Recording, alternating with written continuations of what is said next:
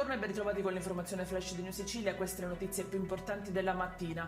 10 arresti e sequestro preventivo di beni per 380.000 euro è il bilancio dell'operazione di oggi a Catania denominata Lockdown. Le indagini effettuate da marzo a novembre 2021 hanno fatto luce su un sodalizio criminale che si è appropriato di benefici e finanziamenti pubblici durante l'emergenza Covid. Coinvolti anche numerosi professionisti, tra cui un brigadiere dei carabinieri in servizio a Catania. Svolta nell'omicidio di Franco Zanerolli avvenuto nel 92 a Piazza Armerina, nell'Ennese, dopo la chiusura del caso e la riapertura delle indagini, oggi è arrivato l'arresto del presunto autore identificato in Pietro Balsamo.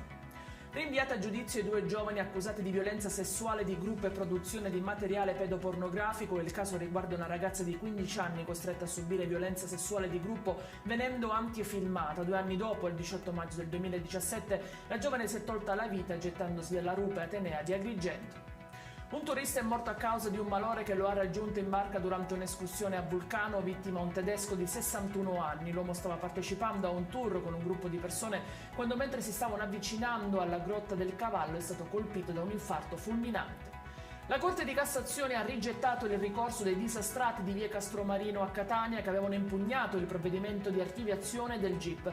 Proprio pochi giorni fa era stata presentata istanza alla Procura per la riapertura delle indagini. I dettagli su queste notizie li trovate sul nostro sito www.neusicilia.it e sui nostri canali social. Il TG Flash ritorna più tardi. Arrivederci.